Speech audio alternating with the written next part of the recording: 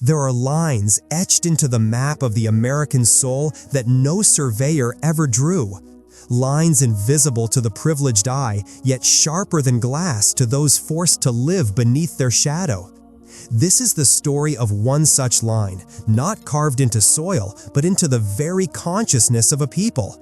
A line that defined a nation's history and twisted the identity of a boy named Elias Thorne.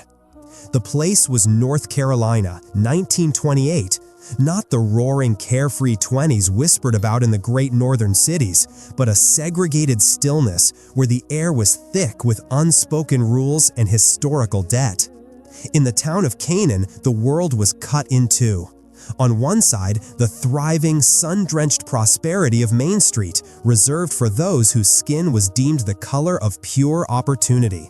On the other, across the grimy, seldom repaired rail tracks, the undeniable demarcation, lay the district known simply as the Quarters, a place of vibrant life, fierce love, and crippling constraint. This rail line, Elias knew, was more than just a division of space. It was the Veil. Chapter 1: The First Glimpse. Narrator: Elias Thorne was 17, and like all children born into the Quarters, he inherited this boundary. He was lean with the deep, quick-moving eyes of an observer, a born scholar trapped in a world that valued his labor far more than his intellect. While his peers played stickball in the dust, Elias sat on the porch steps, the pages of borrowed books whispering to him of worlds he was forbidden to touch. He was a young man of singular ambition, yet that ambition was constantly being filtered through a profound collective pain. Every day, Elias would walk to the edge of the Quarters. He would stand precisely at the center of the rail track, balanced on the spine of that unforgiving demarcation. From this vantage point, he looked out at the white section of Canaan. It seemed muted, almost spectral, like a photograph slightly out of focus, until he reminded himself that his world, the world of his family and friends, was the one deemed shadowy and peripheral. He didn't just see houses and shops across the line, he saw the very architecture of American prejudice. Sound, the music swells slightly, adding tension. The inciting moment arrived not with a shout or a violent act, but with the chilling indifference of a passing glance. Elias had been sent on a rare errand to deliver a finely polished antique chair, crafted by his uncle, to a wealthy furniture dealer on the white side of the tracks. He crossed the Veil with the care of a soldier crossing a minefield. He found the shopkeeper, a robust, florid man named Mr. Harrington, busy polishing a glass countertop. Elias stood patiently, the heavy chair held steady in his young, aching arms. "Mr. Harrington," whispering, annoyed, "put it down, boy, over there." Elias gently set the chair down. He waited, prepared to offer the brief explanation his uncle had prepared about the mahogany's restoration. But Harrington did not look at him. He looked past him. He spoke not to Elias, but to the air above his head. "Mr. Harrington," haughty, "tell your uncle that's fine. Now get out. You're scuffing the floor." Elias realized in that sharp, sickening instant that to Mr. Harrington, he was not Elias Thorne, the bright student, the meticulous helper. He was simply a function, a dark, necessary blur delivering a piece of beautiful wood. His identity, his hopes, his very humanity were stripped away, leaving only the shadow of a stereotype. He turned, walking back toward the tracks, and that's when he felt it. The strange, profound psychic cleavage. Chapter 2: The Double Vision begins. The experience was like standing before a funhouse mirror that refused to lie. He was looking at his world, but he was simultaneously looking at himself through the eyes of Mr. Harrington. This was the crushing weight W.E.B. Du Bois had named double consciousness. The sense of always looking at oneself through the eyes of others, of measuring one's soul by the tape of a world that looked on in contempt and pity. Elias walked, and the two versions of himself walked with him. First self, authentic. "The chair was flawless. My uncle's work is genius. I understand the geometry of that piece better than Harrington ever could. I am worthy of respect." Second self, reflected. "Be small. "Be quiet. You are a threat. You are simple. Your genius is irrelevant here. They only see the dirt on your shoes and the color of your skin." This constant, unwearied self-consciousness became his new, terrible companion. Everything he did twice, once for his true self and once for the hostile scrutiny of the invisible, omnipresent white gaze. His mind became a battleground where these two competing identities fought for dominance. The psychological trauma was immense. It demanded a ceaseless energy, a draining performance of meekness designed to soothe the fears of those who held power over his life. But within this curse, Elias began to recognize a profound, almost supernatural ability. This constant, dual observation was not just pain, it was insight. He had been given the gift of second sight. The gift transformed. Narrator: this gift was the ability to see not just the immediate action, but the intent behind it. Not just the polite smile, but the underlying assumption of superiority. Not just the law, but the calculated prejudice it was designed to enforce. He could predict the currents of bias like a sailor predicting a storm. He was a spy in the house of his own soul, reporting back on the enemy's tactics. This new vision manifested most clearly in his academic work. That week, Elias was assigned an essay on the future of American industry. He sat at his kitchen table, the lamp casting a lonely glow on his paper. He began to write, his authentic self soaring, a brilliant, critical analysis of industrial labor practices, detailing the systematic exclusion of black workers from union leadership and skilled trades. He wrote with fire and precision. Then he paused. His second sight flared. "They will read this and see insolence," the second voice whispered. "They will see a threat to the established order. Your grade will be penalized and your uncle will hear of your troublesome nature." With a sigh that tasted like bitter ashes, Elias crumpled the first draft. He started over. The second essay was safe. It praised the virtues of hard work and self-reliance. It carefully avoided any mention of race, injustice, or systemic barriers. It was well-written, professional, and utterly dishonest. It was the performance he knew the white world expected, brilliance that did not dare to challenge. He submitted the second essay. It earned him the highest marks. The irony was a heavy cloak. He had succeeded by betraying his truth. Yet the knowledge of what could have been written, the true critical work, was the very thing that sustained him. The veil, he realized, did not just separate him from the white world, it separated him from himself. And the only way to survive was to master the treacherous, dazzling, and painful power of his double consciousness. Elias Thorne knew he was smart. The world insisted he was not. His true life lay in the cavernous space between those two facts. The task before him was not just to live, but to find a way to synthesize those two warring identities into a singular, whole, and unbreakable self. A journey that would take him from the segregated dust of Canaan to the very heart of the American struggle. The year is 1865. The air in America smells of ash and blood, yet it is electrified with a volatile mixture of grief and impossible joy. The cannons have fallen silent. The Confederacy is a ruin. And 4 million souls, men, women, and children who had only ever known the branding iron, the auction block, and the lash are suddenly, irrevocably free. For these millions, this was not merely a political victory. It was a biblical event. It was the crossing of the Red Sea, the resurrection. They spilled out of the cotton fields and the tobacco barns, walking for the first time as masters of their own feet, searching for spouses sold away a decade prior, for children they had only dared to dream of raising under their own roof. This surge of movement, of hope, was the first glorious tidal wave of what would come to be known as Reconstruction. Imagine for a moment the emotional gravity of that instant. A man named Isaiah, standing on the edge of the Mississippi Delta, a man whose back was a map of scars, now felt a lightness he had never known. The weight of being property, of being a chattel, an object, a machine, was suddenly lifted. He was a citizen. He was a man. The laws that had defined him as less than human were obliterated by 3 sacred legislative acts. The 3 Pillars of Promise.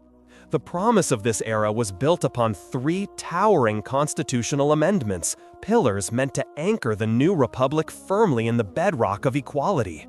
1. The 13th Amendment, 1865, the foundation. It abolished slavery and involuntary servitude, officially extinguishing the institution that had stained the nation since its founding. 2. The 14th Amendment, 1868, the definition of freedom. It granted birthright citizenship and, crucially, included the Equal Protection Clause, guaranteeing that states could not deny any person the equal protection of the laws. 3. The 15th Amendment, 1870, the voice of freedom. It prohibited governments from denying a citizen the right to vote based on race, color, or previous condition of servitude. Together, these were meant to be an impenetrable shield, transforming the former slave into a political and legal equal. The North, victorious and idealistic, believed the work was done. The chains were off, the rights were guaranteed. Surely, they thought, the new society would now flourish. But history is rarely so neat. The American South had not simply yielded the institution of slavery, it had been forcibly stripped of it. The psychological and economic investment in white supremacy was too vast to undone by a mere declaration. The moment the North looked away, the moment the federal government hesitated, the forces of the old order began to mobilize, defining the phantom of emancipation. This is the exact moment, this razor-thin gap between the glorious promise of the amendments and the bitter reality of the resistance, that our central figure takes shape. We call it the Phantom of Emancipation. The Phantom of Emancipation is not a historical figure or a single law. It is the historical illusion that freedom, once legally declared, is automatically secured. It is the insidious system of control, economic and political, that emerged specifically to replicate the effects of slavery without technically violating the 13th Amendment. The masters of the Old South were sophisticated. They understood that beating a man back into slavery would provoke the federal army. But creating a system where a man was legally free to starve or free to owe a debt he could never pay, that was ingenious. It was oppression dressed in the respectable clothes of law and economics. The Phantom had 2 primary interlocking mechanisms: economic bondage, sharecropping, and political silence. The story of the Reconstruction era is the brutal, often ignored account of how this phantom weaponized the very idea of liberty to impose a new, invisible cage. 1. The dawn of disillusionment, the political war. The first battleground was political. Initially, the forces of justice held the high ground. Congress, outraged by the swift implementation of the initial restrictive black codes, intervened. This period, known as Radical Reconstruction, was an audacious attempt to remake Southern society from the ground up. The 14th and 15th Amendments served as the legal weapons, backed by the presence of federal troops. The result was a political revolution. For the first time in American history, black men who, just years prior, were illegal to teach how to read, were elected to the highest offices. We saw men like Hiram Revels, the first African-American senator, taking the seat once held by Jefferson Davis. Black and white Republicans together established the South's first public school systems, rebuilt infrastructure, and reformed tax codes to be fairer to the poor. But the sight of a black man casting a ballot, holding a gavel, or wearing a badge of authority was, for the former slaveholding elite, not just an offense, it was an existential threat. They could not accept it. They wouldn't tolerate it, shouting unseen. While Northern politicians debated policy, a terrorist insurgency was rising. This was the era of the Ku Klux Klan and numerous paramilitary groups like the White League. Their goal was simple: to dismantle Republican political power through organized, widespread violence. In Colfax, Louisiana, in 1873, a local political dispute ended with over 100 black men being slaughtered by a white mob. These acts were not random. They were targeted political operations designed to intimidate voters, assassinate leaders, and teach a chilling lesson. Exercising your rights could cost you your life. Meanwhile, the North began to grow weary. The Panic of 1873 shifted national focus from moral reform to economic recovery. The cost of maintaining federal troops seemed too high. The final, devastating blow came in 1877 with the infamous Compromise of 1877.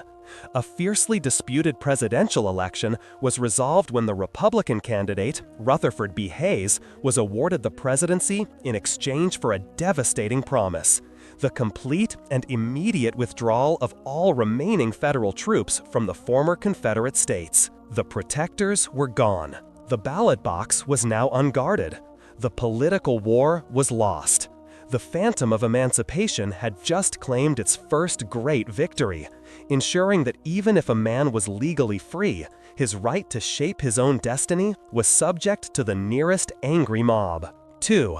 The chains of the soil, sharecropping, and debt slavery. With the political foundation shattered, the focus now shifted to the economic. Freedom on paper means little if you can't feed your family.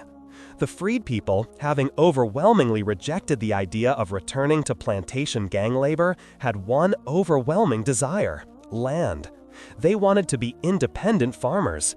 But the land, famously not delivered through 40 acres on a mule, remained overwhelmingly in the hands of the former planter class. The freedmen had labor, but no capital. The planters had land, but no labor. From this vacuum, a new system emerged: sharecropping. It sounded fair. A landless farmer, the sharecropper, would work a portion of a landowner's estate in exchange for a share of the crop.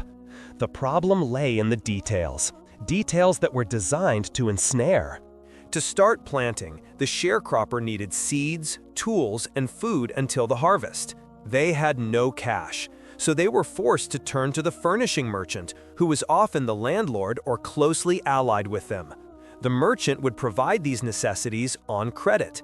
This transaction was secured by the crop lien law, a legal document that gave the merchant and the landlord a claim, a lien, on the entire future crop before it was even planted. The debt was calculated with brutally high interest rates, often 50% to 70% per year. Imagine the harvest day. Clara, a woman who worked the fields alongside her husband, watched the wagon loads of cotton hauled away. She could not read. She could not write. The landlord, who also served as the bookkeeper and the merchant, would present the final accounting. The price for the supplies was always inflated, the weight of the cotton was always suspiciously low, and the final accounting inevitably showed that the debt, plus the outrageous interest, was slightly more than the value of the cropper's share of the crop. The sharecropper was told, "You do not break even this year. You owe me $75. You must stay and work next year to pay off that debt, or I will have you arrested for breach of contract." This was debt peonage. The system created an endless cycle. A farmer could work dawn to dusk, year after year, yet never get out of the red. They were tied to the land not by a legal deed of sale, but by a mountain of perpetually renewed, inescapable debt. Leaving the land without settling the debt was a criminal offense, meaning a man could be arrested and forced into the horrific convict lease system, a brutal form of state-sponsored forced labor often described as slavery by another name. The phantom of emancipation had executed its economic masterpiece. It had replaced the explicit ownership of the slave's body with the effective ownership of the sharecropper's labor and the product of that labor. Legally, they were free men. Economically, they were perpetually bound. 3. The invisible prison, disenfranchisement, and legalized terror. With economic bondage secured, the southern states focused on extinguishing the last embers of political rights. Since the Constitution explicitly forbade denying the vote based on race, they crafted laws that denied it based on class and literacy, laws surgically applied to disenfranchise black voters while protecting poor white voters. The poll tax, a tax that had to be paid months in advance of an election, an impossible barrier for cash-poor sharecroppers who didn't see cash until harvest. The literacy test, requiring voters to read and interpret complex sections of the state or federal constitution. This was administered entirely subjectively by white registrars. An illiterate white man might be asked to read only the first word. A black college graduate might be given the most obscure technical passage. The grandfather clause, the most cynical invention. It stated that if a man or his direct ancestor had been eligible to vote before 1867, before the 15th Amendment, he was exempt from the literacy test and poll tax. This neatly exempted poor white men while trapping every black man. By 1900, the political revolution had been comprehensively reversed. In Louisiana, black voter registration plummeted from over 130,000 in 1896 to just 5,000 8 years later. The heavy door slammed shut and a bolt turned. With the political voice gone, the social order was codified. This was the era of Jim Crow. Separate cars on trains, separate waiting rooms, separate entrances, and grossly unequal schools. Every aspect of daily life became a ritualized humiliation designed to enforce the doctrine of white supremacy. The legal capstone came in 1896 with the Supreme Court case Plessy v. Ferguson, which affirmed the legality of separate but equal. The ruling gave constitutional sanction to the entire edifice of Jim Crow, cementing segregation for the next 6 decades. But the enforcement of this system relied on more than just law. It relied on terror. The lynching statistic tells the grimmest story of this era. Between 1877 and 1950, nearly 4,000 African Americans were lynched, often public spectacles carried out with impunity. Lynching was the final non-negotiable guarantor of the new racial order. It was a ritual designed to remind every black man and woman of their subservient place. The phantom of emancipation had now completed its work. It had used economics to bind the body, politics to silence the voice, and law and terror to crush the spirit. The freedmen were trapped in an invisible prison. 4. The shadow of the phantom, resilience and the human story. The narrative of Reconstruction's failure can be so bleak that it risks overshadowing the immense resilience and enduring hope of the freed people. This was not a period of passive victimhood, it was a period defined by extraordinary courage and community building. Even as the political door slammed shut, Black Americans turned their formidable energy inward. If the state would not educate their children, they would do it themselves. If the landlord controlled the marketplace, they would control their spiritual and cultural life. The Black church became the central pillar of this internal nation building. It was a space free from the white gaze, a place to organize, to educate, to pool resources, and to preserve dignity. Similarly, the drive for education was ferocious. In the face of impossible odds, Black communities poured their meager resources into founding schools, academies, and eventually historically Black colleges and universities, HBCUs. Consider the story of a young woman named Addie. Born in the late 1880s, Addie grew up watching her father toil endlessly on a sharecropper's plot. When he returned from the merchant's final tally each year, he didn't curse. He simply held his hand over the Bible and swore that his children would leave. Addie understood the only way out wasn't through the cotton, but through the book. She attended a secret night school run by the church pastor, learning to parse the language of the Constitution and the figures on the ledger. Her father's hands paid the brutal price on the farm. Her hands carried the intellectual torch. She became a teacher, using the local church to teach basic literacy to adults. She taught them not just how to read the Bible, but how to read the furnishing contract. This was an act of profound resistance, an attempt to expose the mathematics of the invisible cage and empower her community to seek justice, whether through escape, the Great Migration, or through slow, grinding resistance. The ultimate price paid in this era was the stifling of potential. The vast, untapped reservoir of entrepreneurship, political talent, and intellectual genius of 4 million people was intentionally caged. The failure of Reconstruction was not just a legal failure, it was a profound human and national tragedy that stunted the South's economic and cultural development for over a century. 5. The legacy and the echo. Sound, the somber reflective music returns, rising in volume slightly. The legacy of the Phantom of Emancipation is long, dark, and undeniable. The institutions built during this period, the entrenched poverty, the political exclusion, and the psychological trauma of Jim Crow, created the conditions for the Great Migration, where millions fled the South seeking the economic and political freedom they were denied at home. The injustices of Reconstruction were the engine that fueled the Civil Rights Movement a century later. Dr. Martin Luther King's fight for the ballot and economic opportunity was, in many ways, an attempt to complete the unfinished business of 1865. So, what is the valuable lesson history offers us here? The lesson is this: freedom is an ecosystem, not a single document. The three great pillars of genuine freedom are: 1. Legal freedom, the 13th Amendment, the absence of chains. 2. Political freedom, the 15th Amendment, the power to choose your leaders and shape your laws. 3. Economic freedom, the unfulfilled promise, the means to sustain yourself and your family without dependency on the oppressor. The tragedy of Reconstruction is that the North and the federal government protected the first pillar, attempted to protect the second, but utterly failed to provide the third. By allowing the former planter class to retain control of the land and the capital, the architects of oppression simply shifted the mechanism of control from slavery to debt.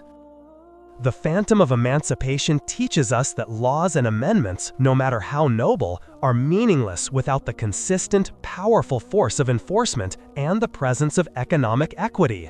Where economic and political power is unequal, the legal declaration of freedom will always remain a hollow ghost, a promise whispered across the fields of America that for far too many took over a century to keep. The calendar page has turned to 1895. 30 years have passed since the Civil War bled the nation dry, and 20 since Reconstruction was betrayed. The promises once shouted from the hilltops, equality, citizenship, land, have curdled into a bitter reality of Jim Crow, debt peonage, and the haunting, perpetual terror of the mob. For millions of Black Americans trapped beneath the weight of this new oppression, the central, agonizing question was not if they should fight for freedom, but how. The path forward lay through an intellectual minefield, and at the head of that path stood two titans, each offering a distinct, compelling, and utterly opposed vision for the race. Their conflict was not merely a political spat, it was a devastating schism that cut through every Black community, every college, and every family dinner table. It was the Tuskegee Divide, the battle for the very soul and strategy of Black America. Chapter 1: The Wizard of Tuskegee. Narrator: one path belonged to Booker T. Washington.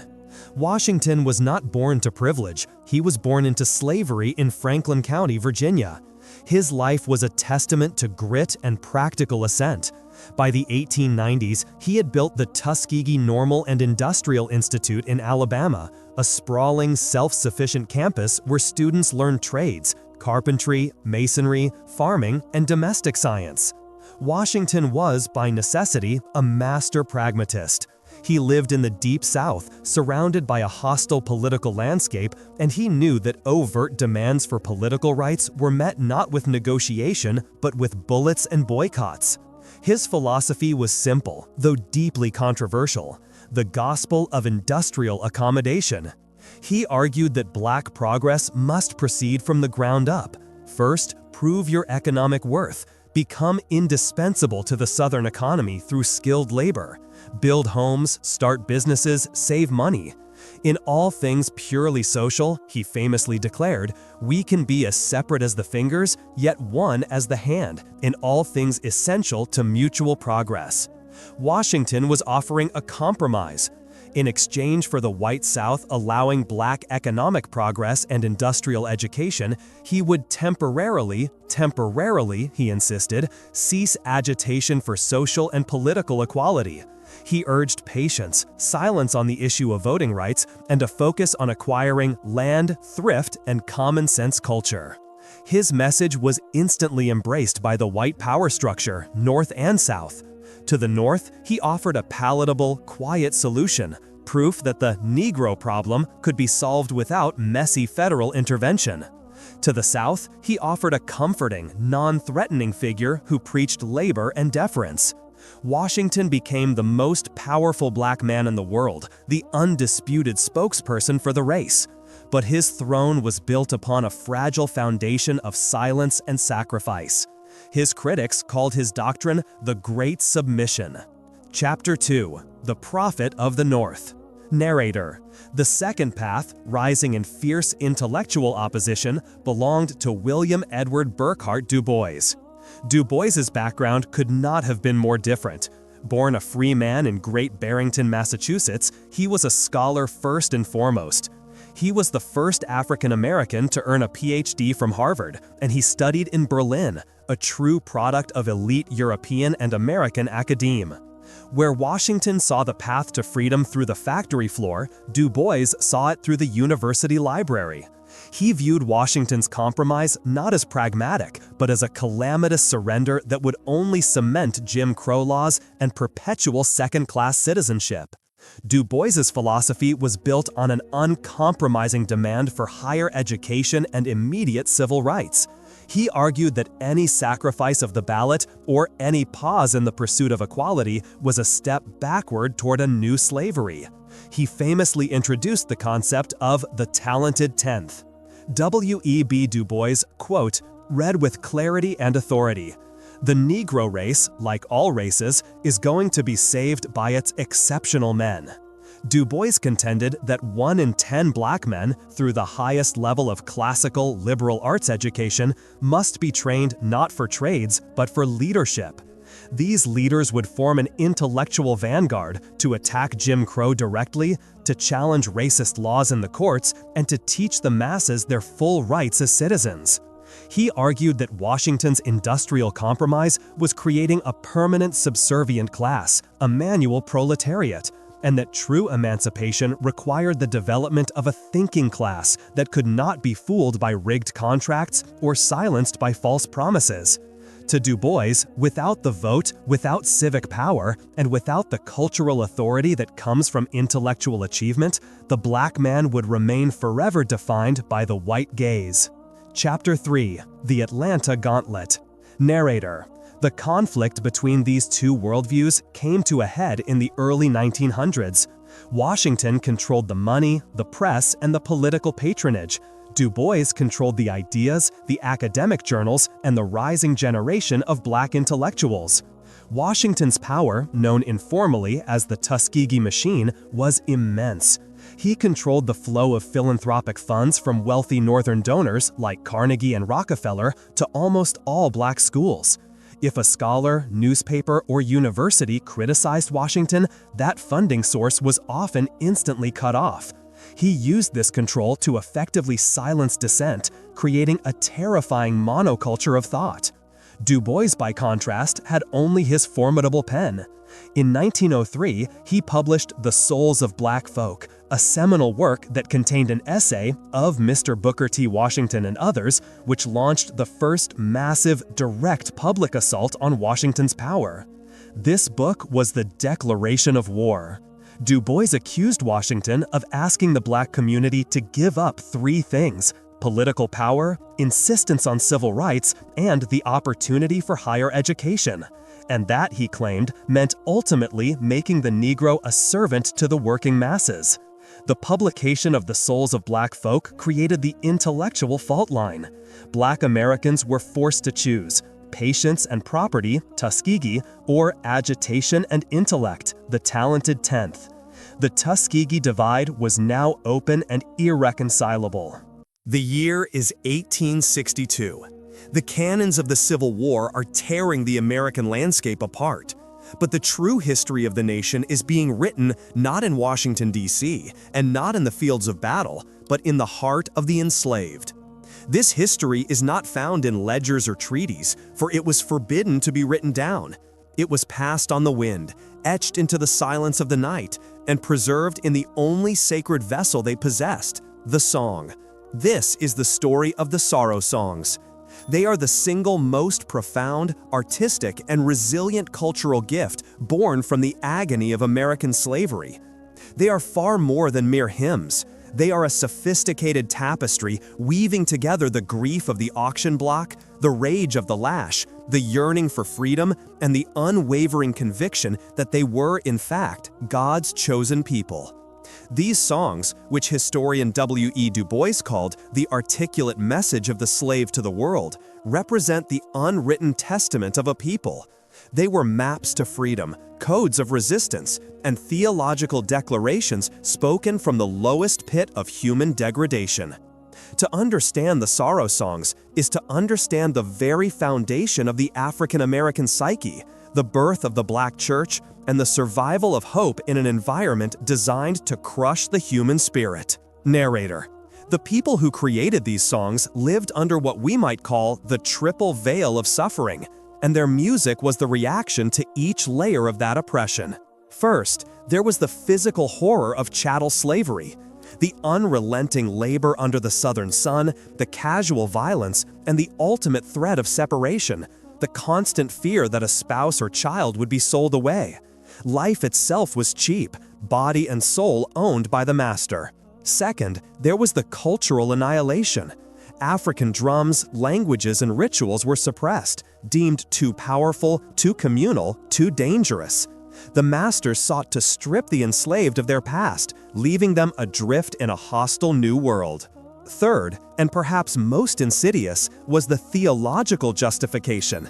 The white masters used the Bible, a book of liberation, to justify bondage, twisting scripture to preach obedience and submission. The enslaved were told they were cursed sons of Ham, destined for servitude. The white man's religion was a hollow echo. It offered salvation in a distant heaven, but endorsed hell on earth. The enslaved responded by taking the same Bible, the one that spoke of Moses, Exodus, and a promised land, and they turned it into a weapon of spiritual resistance. They rejected the theology of the master and forged their hour, one of defiant hope. This was the moment the Black church began to take shape, born in secret meetings, the invisible institution, often held late at night, in the woods, beyond the earshot of the overseer. The sorrow songs were the liturgy of this invisible institution. Narrator: the true genius of the spirituals lies in their profound dual meaning, their ability to speak on two radically different planes simultaneously. This was their code. On the surface, they were simple, plaintive Christian songs of faith. They spoke of the River Jordan, of meeting Jesus, and of escaping to heaven. The masters heard these words and were reassured. Good, quiet slaves focused only on the next life. But in their hearts and minds, the enslaved heard a different message entirely. When they sang "Swing Low, Sweet Chariot, Comin' for to Carry Me Home," they were singing about far more than death. The sweet chariot was often the Underground Railroad. Home was not heaven, but the free North, Canada, or perhaps a clandestine stop on the escape route. When they sang "Go Down Moses," the message was a direct, explosive condemnation of their current reality. Spiritual line: "Go down Moses, way down in Egypt land, tell old Pharaoh to let my people go." Narrator: Moses was the deliverer, often a secret abolitionist or a guide. Pharaoh was the master himself, and the Egypt land was the American South. This was an act of audacious defiance, a prediction of the master's downfall delivered right under his nose. The River Jordan wasn't just a biblical boundary, it was the Ohio River, the literal boundary between slavery and freedom. Every mention of the gospel train referred to the network of escape routes and safe houses. Every refrain about trouble was not generalized suffering, it was the specific, agonizing trouble of chattel bondage. This music served as a clandestine form of communication, a way to signal meetings, relay information, and sustain the collective will to revolt or escape, all while appearing to be harmless, devout laborers. The music was the oral tradition of African resilience seamlessly married with the narrative power of the Old Testament. Narrator: Beyond the code and the cunning, the sorrow songs performed an incredible feat of theological revolution. They fundamentally redefined the role of God, suffering, and freedom. The songs rejected the idea that suffering was a deserved punishment. Instead, they placed the enslaved people squarely in the tradition of Israel in bondage. They saw themselves mirrored in Daniel in the lion's den, Shadrach, Meshach, and Abednego in the fiery furnace, and the Hebrew people under the heel of Pharaoh. By identifying with these biblical heroes, the enslaved elevated their own status from property to protagonists. They were not a cursed race, they were a tested race. Their suffering was not a mark of inferiority, but a sign that God had chosen them for ultimate deliverance. This shift gave rise to the central, paradoxical truth of the spirituals, the ability to find joy in profound sorrow. Take the chilling power of a song like Deep River. The melody is slow, heavy, and full of longing. Yet the final destination is not death, but a place of rest, reunion, and sovereignty. A deep river, my home is over Jordan. The music created a spiritual space where the chains did not exist. It was a cognitive firewall against the dehumanizing efforts of the slave system. When the body was exhausted from labor, the voice rose up, declaring, "You may own my hands, but you do not own my soul, and you certainly do not own my destiny." Narrator: the resilience fostered in the brush arbors and secret meetings remained hidden from the world until the cannons finally fell silent. It took the brutal upheaval of the Civil War for the mainstream white America, and indeed the wider world, to finally hear the sorrow songs not as simple field cries, but as sophisticated, heart-wrenching works of art. Narrator: the earliest and most crucial moment of discovery came during the Union occupation of Confederate territory. Northern missionaries, teachers, and soldiers encountered the freed people, and they heard the music. They heard the sorrow, but they also heard the impossible complexity. These were not random chants, they were highly structured, call and response. Response anthems, passed down purely through oral tradition across hundreds of miles and generations. The dilemma was immediate: how to preserve and share this sacred cultural treasury without sanitizing its painful origins.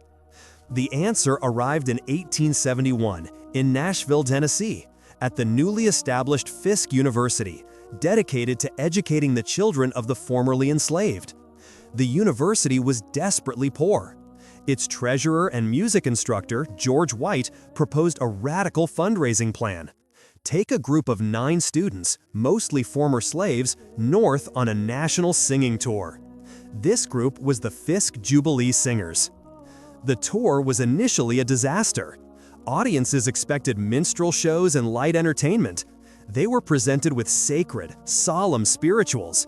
They were treated rudely, sometimes denied rooms, and often dismissed as crude. But when these young singers, standing dignified and unbowed, opened their mouths and let the profound agony and soaring hope of the spirituals pour out, something shifted in the American soul. The songs were too powerful to dismiss. When they sang "Steal Away to Jesus," the audience did not hear an invitation to escape slavery. That message was now lost to the code, and their freedom was real.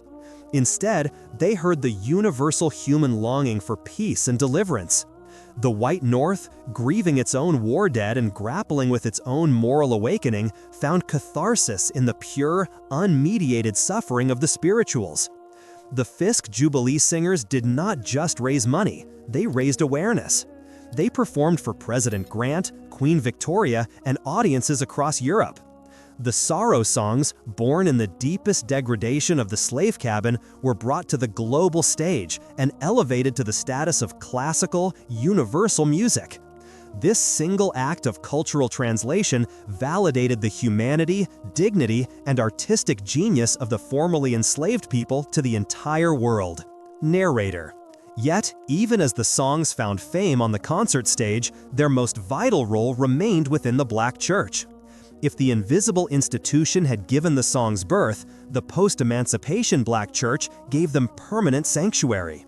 The Black church, free from the master's gaze, became the central organizing force and spiritual wellspring for millions. It was the bank, the school, the political forum, and the community center. But above all, it was the repository of their unique spiritual understanding. In the church, the sorrow songs transitioned seamlessly into the structure of worship. They were sung with an intensity, a rhythm, and a passion that no formal choir could replicate. The music was participatory. The choir would sing a line, and the congregation would answer, creating a kinetic, emotional feedback loop, a continuing conversation with the divine. This music was the antidote to the theological justification of slavery. It centered the narrative on the themes the masters had suppressed: justice, prophecy, and the immediacy of God's intervention. This was the place where the solo and the song met the hope of the resurrection. When the people sang "Wade in the Water," they were not just singing about baptism. They were remembering the instruction to wade in the river to throw the bloodhounds off their scent. They were remembering resistance. When they sang, they were actively connecting the pain of their ancestors to the promise of their children. The sorrow songs were, in essence, the emotional and historical memory of the community, kept alive through melody and rhythm. This resilient, participatory music would soon find a new voice, evolving into the joyous, improvisable power of gospel music in the early 20th century, carrying the same prophetic fire forward but with a new energy. Narrator. The ultimate testament to the power of the sorrow songs is their function a century after abolition. The cultural infrastructure built on these spirituals did not vanish. It simply changed form, becoming the very emotional and rhythmic infrastructure of the 20th century civil rights movement. Narrator. The children of the Jubilee Singers and the grandchildren of the Invisible Institution carried the deep, coded language of their ancestors into the streets of Birmingham and Selma. Dr. Martin Luther King Jr. and the foot soldiers of the movement understood the spirituals intimately. These were not just songs, they were a psychological toolkit forged by hardship. They knew that singing these songs together accomplished several critical goals in the face of brutal opposition. First, they provided unity. When a line of protesters faced police dogs and fire hoses, the shared rhythm of a song like "We Shall Overcome," itself a spiritual descendant, created an immediate, unbreakable bond. The singing was a physical declaration. We are not individuals facing a mob. We are a unified people in covenant with our past. Second, they managed fear. The songs provided a rhythmic alternative to panic. They replaced the sound of police sirens and snarling dogs with the sound of collective faith. The rhythm kept the body moving forward, kept the spirit centered, and reminded the protesters that their struggle was part of a divine, historical narrative that would ultimately bend towards justice. Third, they asserted dignity. To sing a song of profound beauty while being beaten was an act of non-violent spiritual superiority. It proved that the oppressors could control the body, but they could never reach the soul. When civil rights workers were jailed, they would sing until the jail walls seemed to shake, an echo of Paul and Silas praising God in prison. The song's structure often remained the same, call and response, creating a dynamic flow that transformed passive bystanders into active participants. The song was never finished until the entire group had contributed their voice. Narrator. In the end, the sorrow songs offered something essential that no political platform or legislative act could provide: a glimpse of the divine order. The enslaved people and later the activists did not rely on the inconsistent morality of human law or the unreliable promises of white politicians. They relied on the cosmic certainty embedded in their music. They sang of a world where justice was inherent, where the meek were exalted, and where the oppressor was inevitably cast down. They used their music to collapse time, bringing the future promise of deliverance into the present moment of struggle. When a singer closed their eyes and sang, "I got shoes, you got shoes, all God's children got shoes," they were not just referencing a distant heaven. They were declaring, "I am walking free right now in the shoes of my eternal dignity." This was the ultimate victory of the sorrow songs. The songs were the means by which a people, stripped of every earthly possession, managed to maintain their self-worth, their history, and their hope. The conclusion: the eternal echo. Narrator. W.E.B. Du Bois said of the spirituals, "They are the only true American music." And he was right. They are a profound, unique, and terrifyingly beautiful reflection of the American experiment. A reminder that the nation's deepest pain forged its greatest cultural strength. The sorrow songs are more than historical artifacts. They are the eternal echo of a foundational truth, that power does not reside in the lash or the chain, but in the unshakable conviction that your life, your culture, and your humanity are fundamentally sacred. When you hear the echo of a spiritual today, in jazz, in blues, in hip-hop, or in a simple church hymn, remember its coded message. Remember the struggle it financed, the movement it sustained, and the soul it saved. It is the gift of a people who, from the very depths of sorrow, gave the world the divine melody of unwavering hope.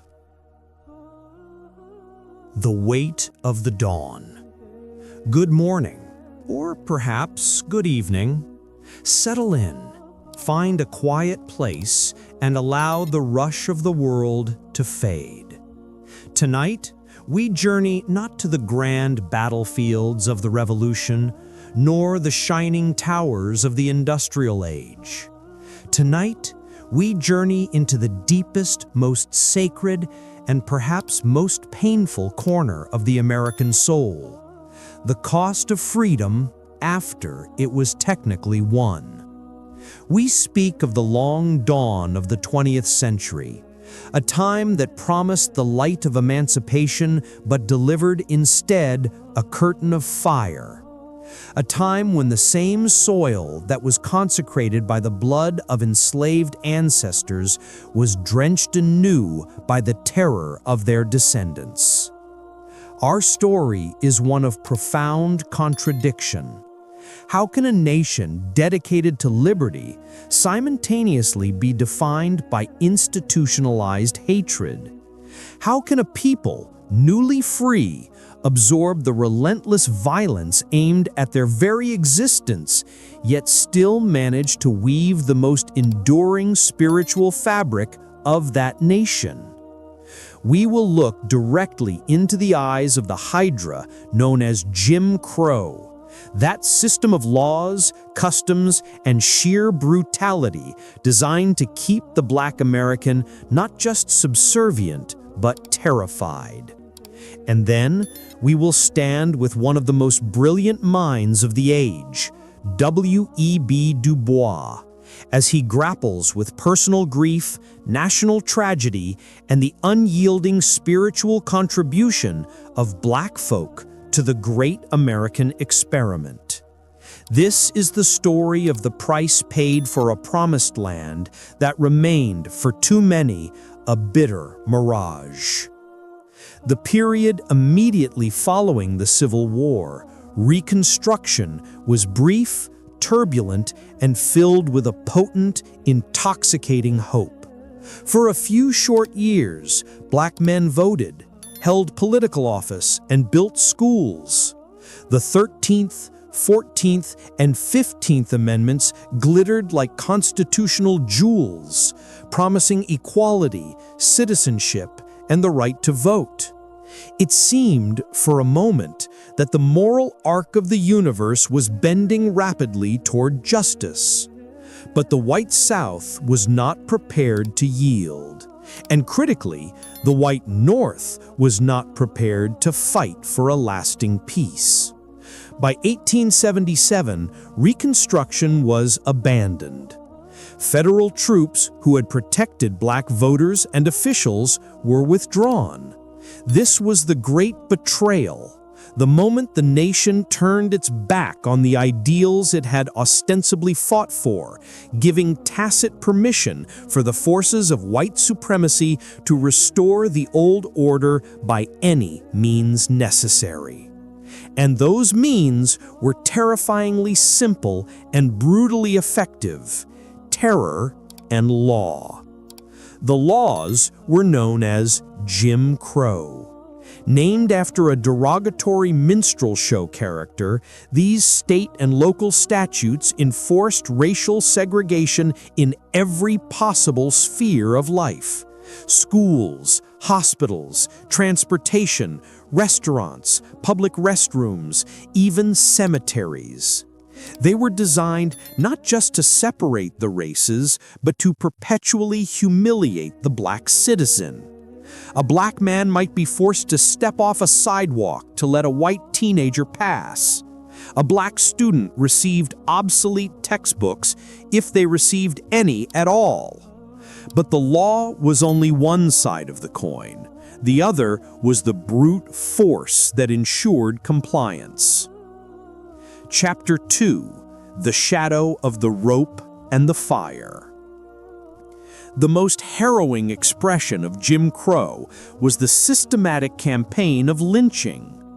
Lynching was not simply murder, it was a grotesque public ritual of terror used to enforce racial hierarchy and eliminate any black person who dared to achieve economic success, show disrespect, or simply exist too freely. Imagine this horror, because history demands that we do.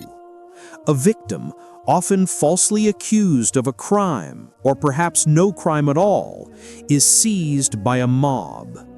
This is not a secret affair. It is frequently advertised in local newspapers. Crowds gather, sometimes numbering in the thousands, men, women, and even children.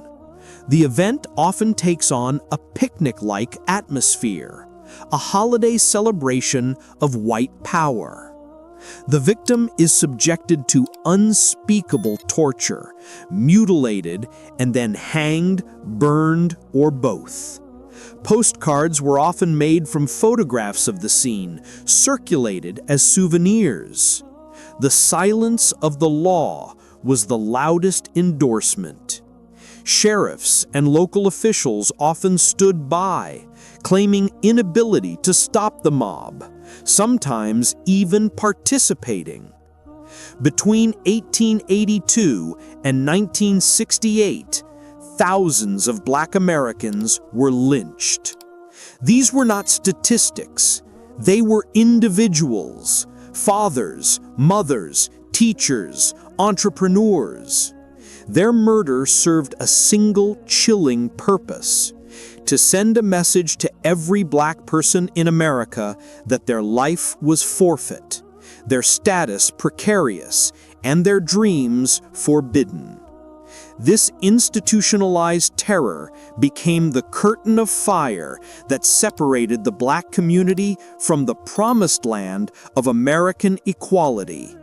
How could one pursue life, liberty, and happiness when the very act of seeking them might invite a brutal public death? Enter William Edward Burghardt Du Bois, scholar, sociologist, historian, and activist. A brilliant mind born in Massachusetts and educated at Harvard and the University of Berlin. Du Bois saw the reality of the curtain of fire more clearly than almost anyone else, and he articulated the black experience in ways that cut straight to the bone of the American hypocrisy. His masterpiece, The Souls of Black Folk, 1903, is a foundational text. It is in this book, through the very fabric of his grief, that he identifies the unyielding spiritual contribution of black Americans to the great American experiment. In one of the most moving chapters, titled Of the Passing of the Firstborn, Du Bois shares a personal tragedy, the death of his infant son, Burghardt. He describes the pain of the loss, but he immediately connects this personal sorrow to the larger racial tragedy. His son, beautiful and innocent, was born into a world defined by the veil, the color line that separated black from white. Du Bois writes of his terrible, conflicted relief that his son died before he could become aware of the cruelty of the Jim Crow world. "Well sped, my boy. before the world had dubbed your little Negro soul a vile thing and cast you out. Ever hereafter thou hast the great silence, the stars, and God. This heartbreaking reflection is the key. Du Bois argues that this pervasive grief, the constant mourning for lost rights, lost opportunities, and lost lives, is precisely what gave birth to the unique genius of the Black spiritual contribution. Du Bois famously identified 3 transcendent gifts that Black folk, forged in the crucible of slavery and post-emancipation terror, brought to America and the world. These were the gifts born from living behind the curtain of fire. The first, and perhaps most powerful, is the gift of the spirituals, the sorrow songs. These songs, often dismissed as simple folk tunes, are, in Du Bois's view, the singular spiritual heritage of the nation. They are not merely music, they are theological, historical, and philosophical texts expressed through melody.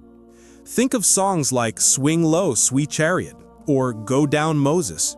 They speak of hope beyond this life, coded messages for escape, the chariot swinging low, and profound theological identification with the oppressed people of the Bible. The spirituals proved that even when stripped of every material possession, legal right, and personal safety, the Black spirit maintained an unbroken connection to dignity and the divine. They offered a moral critique of America far more devastating than any speech or pamphlet could be, asking, how can you claim Christianity while committing these crimes? The second gift is the sheer, unyielding physical and emotional labor that built the American South, and by extension, much of the American economy.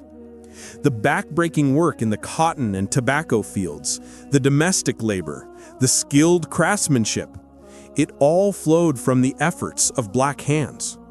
But beyond the physical toil, there was the unique strength required to perform that labor under duress and without reward.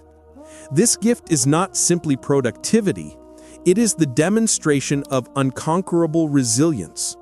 It is the ability to rise every morning, face the possibility of terror, and still choose to work, to build, and to raise a family.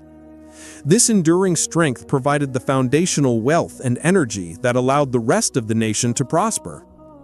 The third gift is the profound, unshakable faith in democracy and the American creed, even when America itself failed them entirely.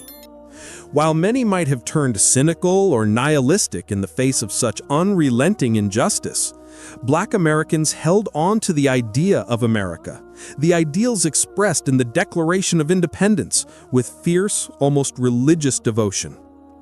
This was the ultimate spiritual contribution, providing a moral compass for a nation that had lost its way.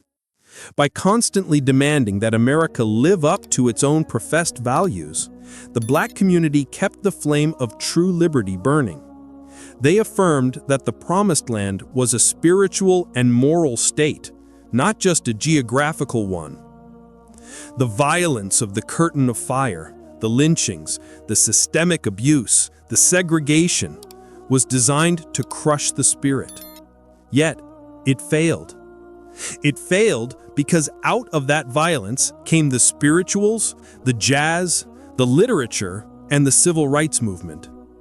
The terror Du Bois grieved for did not lead to silence. It led to a song that forced the entire nation to listen. Du Bois, standing over the crib of his lost child, recognized a truth too painful for the wider world to admit. The suffering was the source of the spirit. The price of the Promised Land was not just the 3 centuries of slavery, but the generations of post-emancipation terror. And the contribution? It was the enduring moral heart that ensured the American experiment, however flawed, could never fully succumb to the darkness. This legacy, the spiritual fortitude forged in fire, remains the unyielding gift of Black folk to America. It is the reason why the nation, for all its failures, still holds the promise of a more perfect union. And so, we leave the shadows of the past, carrying the weight of the song and the sorrow.